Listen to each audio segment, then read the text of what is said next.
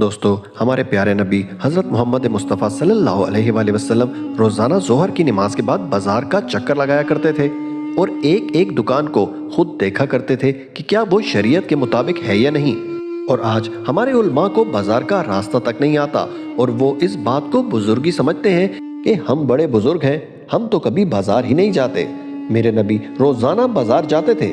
ایک دن وہ اپنے معمول کے مطابق منڈی میں چکر لگا رہے تھے تو ایک دکان کے باہر گندم کا ڈھیر لگا ہوا تھا۔ کچھ وقت پہلے ہی بارش ہوئی تھی لیکن وہ گندم خشک نظر آ رہی تھی، تو رسول اللہ نے اس ڈھیر کے اندر ہاتھ ڈال کے جب گندم کو باہر نکالا تو وہ اندر سے گیلی تھی۔ آپ صلی اللہ علیہ وآلہ وسلم نے فرمایا کہ یہ کیا؟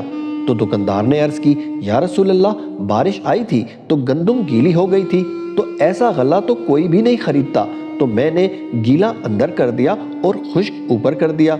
تو آپ صلی اللہ علیہ وآلہ وسلم نے فرمایا کہ گیلا نکال کے باہر رکھ تاکہ گاہک کو پتا چلے کہ تیرے سودے میں کیا عیب ہے، اور خشک کو نیچے کر، اور پھر یہ جملہ فرمایا، جس نے دھوکہ دیا وہ میری امت سے خارج ہو گیا۔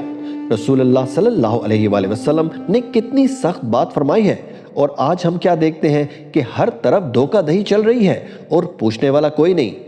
سوچنے کی بات یہ ہے کہ قیامت کے دن کیا ہم رسول اللہ صلی اللہ علیہ وآلہ وسلم کا سامنا کر سکیں گے؟